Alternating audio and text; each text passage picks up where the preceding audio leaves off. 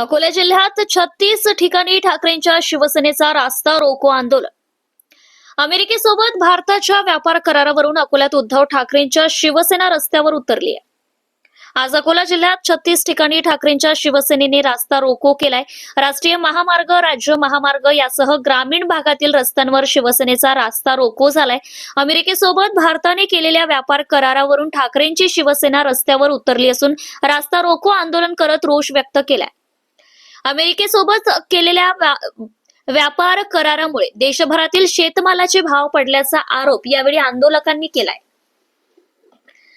यावेळी प्रमुख मागणी मुख्यमंत्री देवेंद्र फडणवीसांनी अतिवृष्टीची मदत जाहीर करताना शेतकऱ्यांना पीक विम्याची हेक्टरी 17,000 रुपये मदत जाहीर केली होती.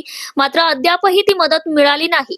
ती मदत शेतकऱ्यांच्या खात्यात तात्काळ जमा करावी अशी प्रमुख मागणी आंदोलनातून केली जात आहे. शासनाने जो अमेरिकेसोबत व्यापारी करार केलेला आहे, हा व्यापारी केल्यामुळे या देशातील शेतकऱ्यांचे शेतमालाचे भाव एकदम कमी झालेले आहेत.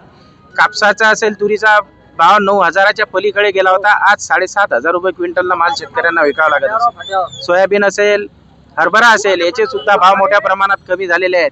आणि जेव्हा शेतमालाची आवक या देशात होईल तेव्हा यापेक्षा सुद्धा जास्त भाव कमी होतील. म्हणून आणि राज्य सरकारने जे पीक विम्याची रक्कम शेतकऱ्यांना जाहीर केली होती, हेक्टरी 17,000 रुपये देऊ, ती मदत सुद्धा अद्याप शेतकऱ्यांना मिळाली नाही.